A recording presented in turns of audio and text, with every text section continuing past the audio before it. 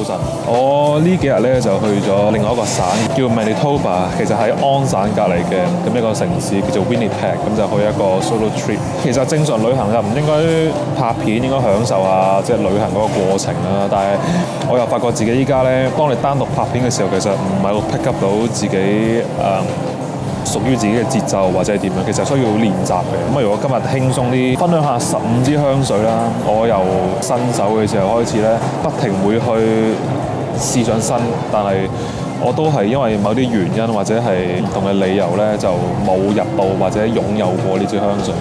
第一支係 Dior 高端線嘅 Vanilla Diorama。Dior 高端線咧，其實就改過2次名嘅，佢原本個名就叫 Maison Christian Dior， 咁依家就改名叫做 La Collection Privée。係咪咁讀啊？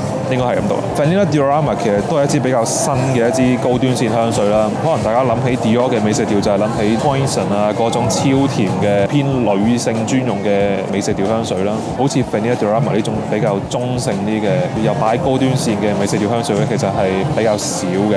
咁尤其是香港嘅朋友就冇得試 Fab Delicious 啦。開頭喺香港試支香水嘅時候咧，其實我都幾中意，但係就未到話我好中意嘅一支香水咯。佢好強調入邊用咗一個馬達加斯加嘅雲尼拿啦，咁當然你見到個香調，哇 rum 啊、cacao 啊、cardamom 啊、sandalwood 呢啲都係我自己好中意嘅香調。但係當我試上身之後咧，其實大部分嘅呢啲 notes 都係比較偏粉感嘅。佢 present 出嚟嘅感覺咧，唔係我想象中咁 project 或者叫做咁甜嘅美食調咯。反而呢一種粉感嘅美食調咧，就係令到每一個 notes 都係慢慢散發出嚟，慢慢散發出嚟，但係又唔係做到一個 moderate 嘅 sillage。同埋開頭試上身嘅時候咧，嗰個橙味好出，咁我又覺得有少少怪怪地嘅感覺嘅。尤其是佢強調呢支香水係 vanilla， 係咪？我覺得差少少，所以就一路都冇入到。我其實好想佢嗰個 sillage 或者 projection 可以再強啲嘅。即使依家嘅 longevity 可能淨係得5個鐘，我都算啦。但係 projection 可唔可以唔好斜線落咧？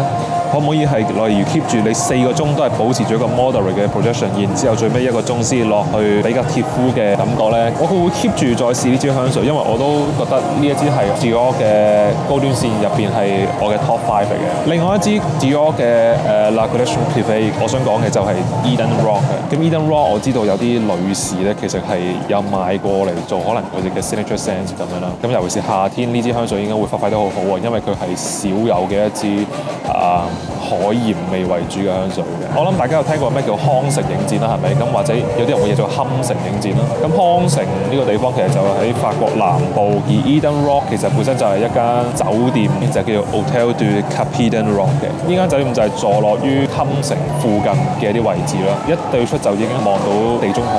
呢支香水好特別嘅，因為好少可有一個 designer 嘅品牌做一種咁有趣嘅海鹽味。我話有趣，因為其實佢係有啲 mineral notes 啦，有少少 coconut 啦，好特別嘅味道。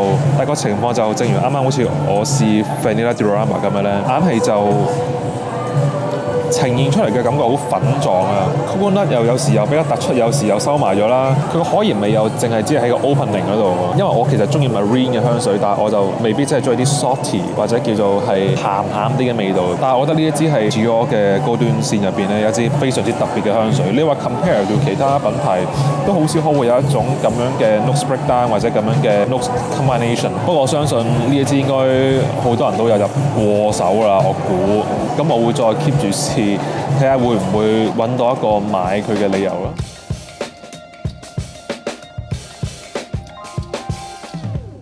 Tom Ford Cafe Rose， 其實 Cafe Rose 係我接觸香水，我諗頭嗰幾個月開始咧，已經係去 Tom Ford 專門店就開始去試呢支香水，因為我覺得佢嗰個紫色嘅樽身咧，其實好靚嘅。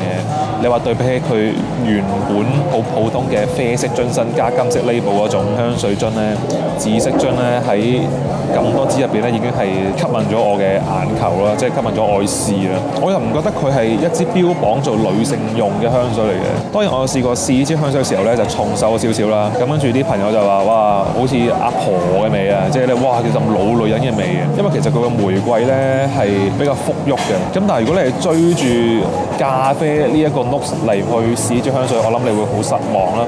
我覺得佢想做嘅嗰種感覺，其實就係好似有幾朵玫瑰花浸咗落去啲咖啡嗰度，然後再攞翻出嚟，你再慢慢去一塊一塊玫瑰咁樣去聞佢，纏綿而馥郁，而係有層次嘅玫瑰香嚟嘅。我而家都好中意佢嘅香味，但係 Tom Ford 嘅定價實在太高啦，而且佢不斷加價，加到我諗只能夠係喺 Grey Market 可能先會揾到個我覺得合理嘅價錢啦。仲有一點我想講就係 Tom Ford嘅香水，其實大家有聽過好多 reviewers 都有講過，就係佢其實好似一件戰衣咁樣，你噴咗呢支香水好似係着咗一件適當場合可以展示到自己 characteristic 嘅裝束。呢支香水除咗係有呢種感覺之外，我更加覺得佢係少有嘅 Tom Ford private line 入邊咧，係 convey 到種 emotions 嘅。可能我對於玫瑰係有啲感覺啦，即係我會覺得玫瑰香已經係 associate to 好特別嘅情感，或者有呢啲好 sensual 嘅 meanings 啫。呢一度嘅玫瑰香噴得適合嘅話，係可以表達到一種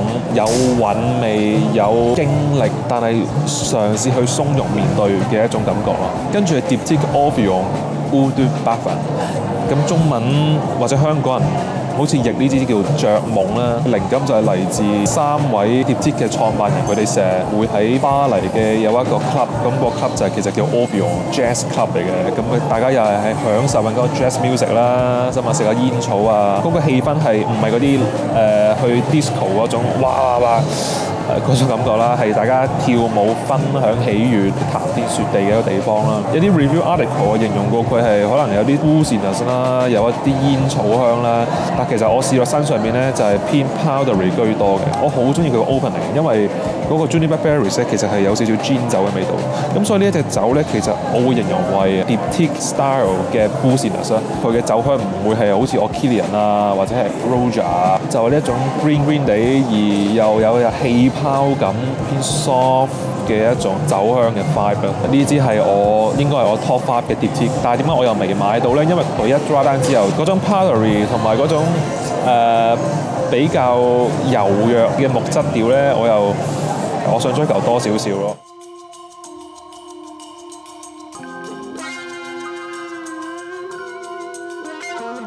Memo Paris Russian Leather， 我第一支買嘅 Memo Paris 就係 Rose Paris Rose 啦。咁大家未睇嗰個 unboxing 或者 review 片，可以睇翻呢度啦。因為我第一次試，咁然後當時嘅 sales 我都有提過佢嘅名啦 ，Rainer 啦。咁佢話呢個就真係好似俄羅斯嘅西伯利亞嗰個森林啊，或者個雪地上面你喺嗰度嘅感覺啦。我有去過類似一啲冰天雪地，或者係有去過類似一啲好寒冷而好乾燥嘅森林入邊嘅。咁所以我就好容易就 connect 到呢一種嘅感覺落去呢一個香味嗰度啦。佢好強調佢嘅香味有種叫聖誕樹咧，即係 pine tree 啦、薄荷啦、cypress 啦，咁其實都係有少少fuchsia 嘅感覺嘅。Memo Paris 嘅 leather 呢個系列咧，其實佢嘅 leather 我相信大部分都係 synthetic 㗎啦。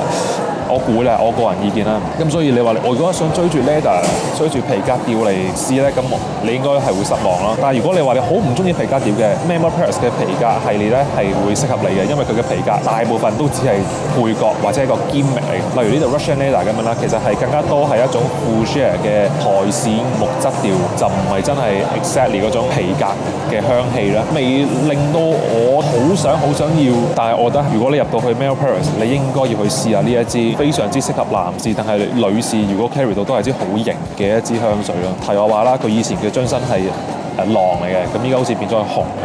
我覺得狼靚仔啲。Kilian Paris Love Don't Be Shy 呢支我又講過好多次啦。我諗如果一個女仔佢噴過呢支香水，我一定會回頭望下佢係邊個。我喺多倫多嘅好似係 Film Festival 定係。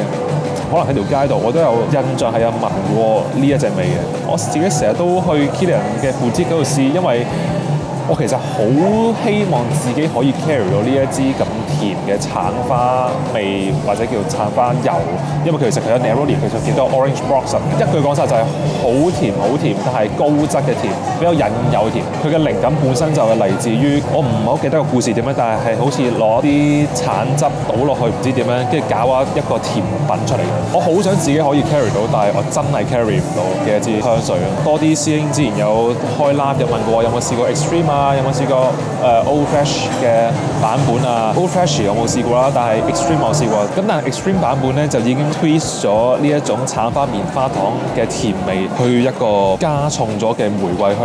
佢 twist 咗個 DNA 咧，我就覺得已經唔係我心目中嘅 Love Don't Be Shy。跟住想講一支 By Little 嘅香水 ，By Little Bibliothèque 圖書館嘅意思啊！我覺得其實佢個名改得好好嘅，圖書館命名嘅香水。另外一支就係已經係 Maison Margiela 嘅 Whisper in the Library， 但係嗰支就我覺得係只係好純粹嘅啲唔知木味，甚至乎都唔係木味嚟嘅，佢 open 嚟嘅，唔係我心目中嘅圖書館味咧。總之就咁，但係呢一支就更加唔係咯。所以我第一次試嘅時候，我係好失望嘅。我唔明點解開頭會有 plum 啊、peach 啊呢一啲。覺得好怪嘅味道咯。我記得有啲人佢詮釋呢一個味道，會覺得係話一個好舊嘅圖書館入邊啲書呢，因為佢太過舊啦，咁有時候會有一種少少霉咗嘅質感而散發出嚟嘅味。咁但係我覺得你太牽強啦，咁樣去解釋。當然最底有啲皮革啦，但係喺 plum 同皮革中間亦都有呢個花牛力嘅呢一種，好似有啲花瓣嘅感覺。佢總之嚟講，佢唔係一個木質味嘅香水啊。